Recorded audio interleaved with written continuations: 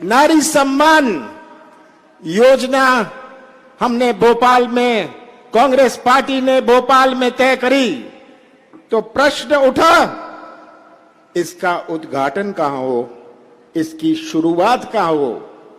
सबने अपने अपने जिले की बात करी, सबने कहा आप यहां करिए, आप खंडवा में करिए, आप रतलाम में करिए, आप रीवा में करिए। पर मैंने तय किया, और नकुल ने भी आपको बताया, कि मैं वहां इसकी शुरुआत करूंगा जहां मैंने अपना जीवन समर्पित किया है। छिंदवाड़ा को अपना जीवन, अपनी जवानी समर्पित करिए, वहां इसकी शुरुआत करूंगा। मैं अपनी माताओं और बहनों को धन्यवाद देना चाहता हूं। आप इतनी बड़ी संख्या में मौजूद हैं। मैंने बहुत सारी बड़ी बड़ी सभाओं को उद्बोधन किया, पर आज जिस संख्या में हमारी बहनें और माताएं यहां बैठी हैं, शायद मैंने कभी नहीं देखा।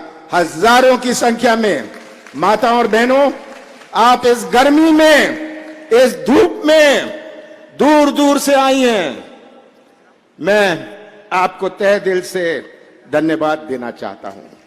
जब मैंने तय किया मैं छिंदवाड़ा में करूंगा, तो प्रश्न था छिंदवाड़ा में मैं कहां करूं।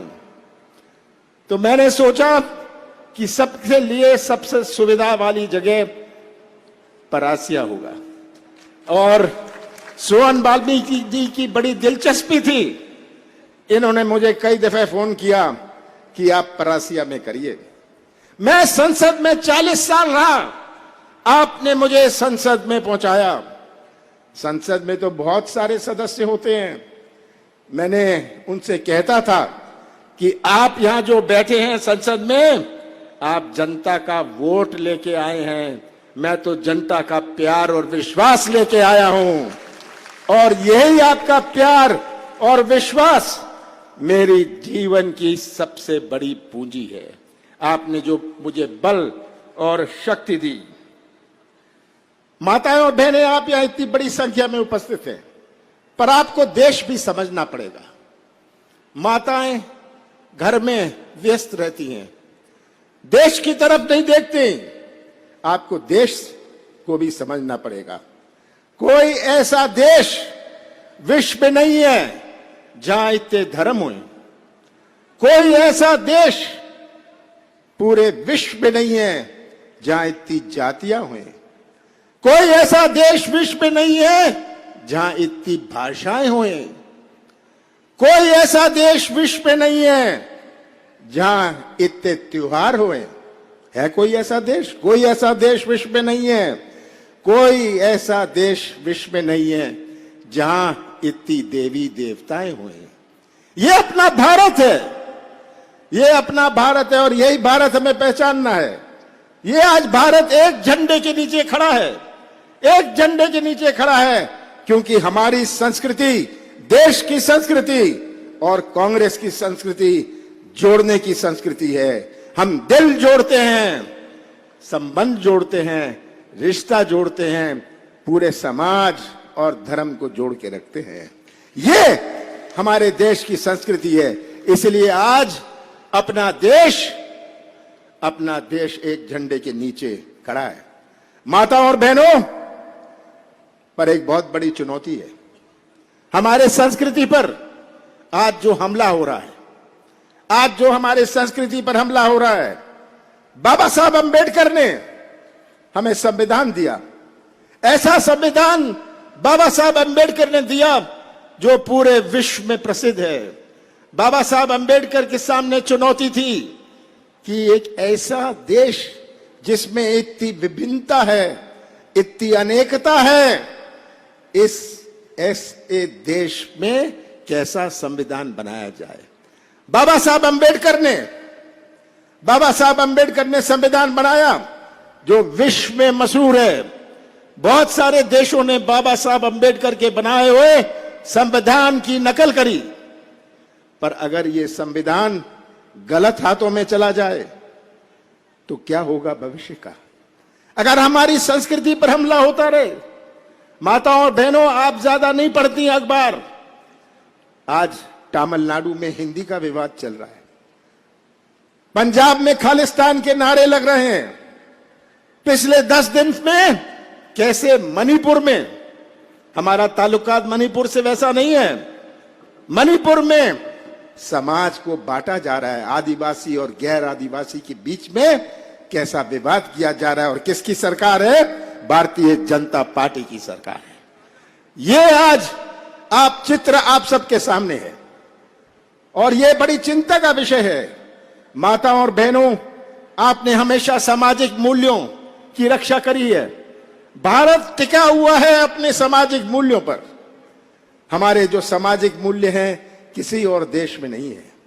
माताओं और बहनों, आपको रक्षक बनना पड़ेगा, आपको रक्षक बनना पड़ेगा हमारे देश की संस्कृति का, हमारे देश के संविधान का।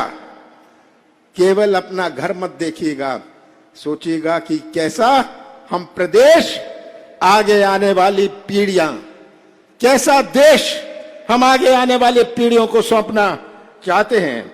ये आज हमारे सामने चुनौती है। हमने तो हमेशा महिलाओं का सम्मान किया। अभी नकुल ने बताया कि जो कानून बना महिलाओं को आरक्षण के लिए, कांग्रेस पार्टी ने बनाया। कांग्रेस पार्टी ने विधवा पेंशन, जब मैं मुख्यमंत्री था, डबल करी। हमने घरेलू हिंसा का कानून बनाया। हमने पहला प्रधानमंत्री दी इंदिरा गांधी जी दी। हमने पहली राष्ट्रपति अपने देश की श्रीमती पाटिल को राष्ट्रपति बनाया। ये आज आप सबके सामने है। आज की स्थिति क्या है? आज ये गवर्नमेंट और शिवराज सिंह जी क्या हमारे बेरोजगार नौजवान की पुकार सुन सकते हैं? इनकी कान बंद हैं। क्या शिवराज सिंह जी देख सकते हैं हमारे किसानों की हालत? इनकी आंख बंद है, आंख बंद है, कान बंद है। आंख नहीं चलती, कान नहीं चलता, शिवराज सिंह जी का मुंह बहुत चलता है। और कैसे ये नाटक कर लेते हैं, हर चीज में कैसा ड्रामा कर लेते हैं, ये आप सबके सामने है। हमारे सामने आज ये तस्वीर है। शिवराज सिंह भी लाए हैं, वो भी क्या कहते हैं, लाडली बहन योजना लाए हैं। 18 साल बाद उन्हें लाडली बहन याद आई। किस लिए लाए हैं? अपना पाप धोने के लिए लाए हैं। जो उन्होंने पाप किया है 18 साल, हमारे नौजवानों के साथ जो पाप किया है, जो हमारे किसानों के साथ पाप किया है, आज किसान की अन्याय में मध्य प्रदेश नंबर 1। जो हमारे बेरोजगारों के साथ अन्याय किया है, आज मध्य प्रदेश बेरोजगारी में देश में नंबर 1। 1 करोड़ नौजवान आज बेरोजगार ढूंढ रहे हैं। यहां मैं देखता हूं हमारे माताओं और बहनों ने कितने प्यार से अपने बच्चों को पाला पोसा है। और यही नौजवान आज जो भटक रहा है, यही नौजवान जिसका भविष्य अंधेरे में है, ये कैसा भविष्य बनाएंगे? जो आज के नौजवान हैं, ये मध्य प्रदेश का भविष्य बनाएंगे, छिंदवाड़ा का भविष्य बनाएंगे। पर अगर इनका ही भविष्य अंधेरे में रहा तो ये कैसा भविष्य बनाएंगे?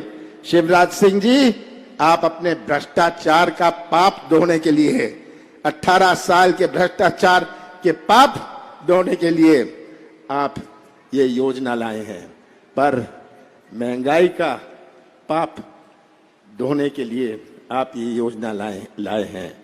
और शिवराज जी, मैं जानता हूं आप बहुत व्यस्त हैं, दोनों हाथ आपके बहुत व्यस्त हैं।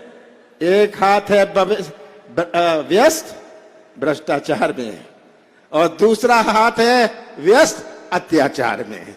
ये शिवराज सिंह जी हमारे हैं। और मैं तो यही कहूंगा कि ये तस्वीर आप सबके सामने है। 5 महीनों में चुनाव है। शिवराज जी जगह जगह जा रहे हैं, घोषणाएं कर रहे हैं। ये घोषणाओं की मशीन बन गए हैं, झूठ बोल रहे हैं, झूठ की मशीन बन गए हैं। और अब मुख्यमंत्री तो ये क्या है, ये तो क्या मंत्री है, शिलान्यास मंत्री है, ये भूमि पे कुछ पूजन मंत्री है। तो मैं शिवराज जी आपसे पूछता हूं, जनता को जवाब दीजिए, आपने दिया क्या? आपने दिया क्या? आपने महंगाई दी, आपने बेरोजगारी दी, आपने भ्रष्टाचार दिया, आपने घर घर में शराब दी, ये शिवराज सिंह जी ने दी, बलात्कार दिया, आदिवासी अत्याचार दिया। ये शिवराज जी तस्वीर है प्रदेश की। और मैं तो, मुझे पूरा विश्वास है मध्य प्रदेश की जनता पर और हमारे छिंदवाड़ा की जनता पर कि आप पहचान लेंगे कि मध्य प्रदेश में बीजेपी के पास बचा क्या है। पुलिस, पैसा और प्रशासन। पर सब याद रखें, कल के बाद परसों भी आता है, कल के बाद परसों आता है। तो इस पुलिस, पैसा और प्रशासन का आप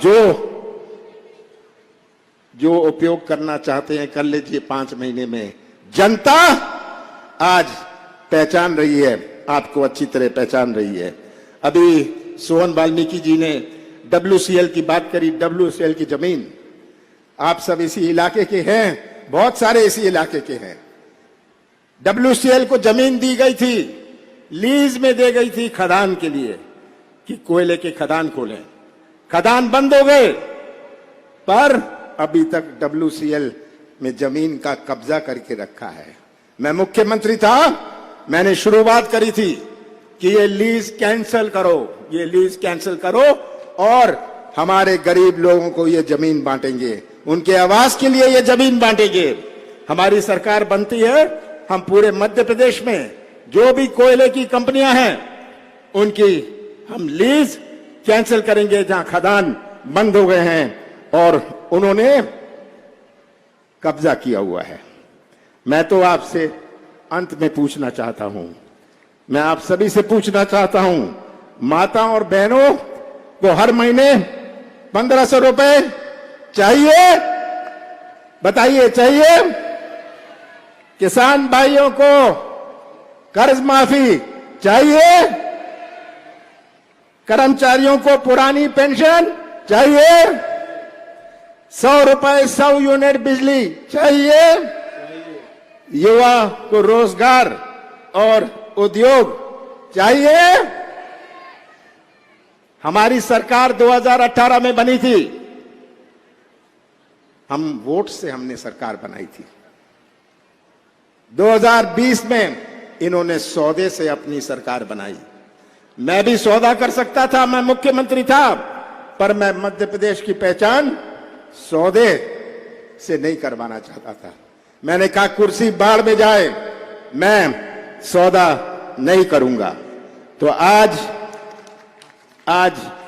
जब हम इनसे प्रश्न पूछते हैं, जब हम इनसे प्रश्न पूछते हैं, ये जवाब क्या पूछते हैं? ये कहते हैं कांग्रेस ने क्या किया 70 साल में। मैं बताता हूं कांग्रेस ने क्या किया। मोदी जी, अगर आप स्कूल गए तो वो स्कूल कांग्रेस ने बनाया था, और शिवराज जी अगर आप स्कूल और कॉलेज गए, वो स्कूल कांग्रेस पार्टी ने बनाया था। तो आप अपना हिसाब दे दीजिए जनता को, आप हमसे ना पूछिए, हम तो हिसाब देने को तैयार हैं अपने 15 महीने का। हमारी नियत और नीति का हमने परिचय दिया। हमने अगर किसानों का कर्जा माफ किया, कौन सा पाप किया? अगर हमने गौशाला बनाई, कौन सी गलती करी? अगर हमने 100 रुपए 100 यूनिट बिजली दी, कौन सा गुनाह किया? अगर हमने माताओं और बहनों की पेंशन बनाई, विधवा पेंशन बढ़ाई, कौन सा गुनाह किया? कौन सा पाप मैंने किया? ये सब आपके सामने है। और अंत में तो मैं यही कहना चाहता हूं, शिवराज जी समय आ गया है, 5 महीने बचे हैं और ये जनता आज जो सामने बैठी है 500 रुपए में गैस सिलेंडर चाहते हैं, 500 रुपए में गैस सिलेंडर चाहते हैं। समय दूर नहीं है, 500 रुपए का गैस सिलेंडर आपको मिलेगा। और शिवराज जी 5 महीने बचे हैं, मध्य प्रदेश की जनता आपको विदा करेगी, बड़े प्यार से विदा करेगी, आपको घर बिठाएगी और फिर से मध्य प्रदेश की विधानसभा में क्या होगा? मध्य प्रदेश की विधानसभा में कांग्रेस का झंडा लहराएगा।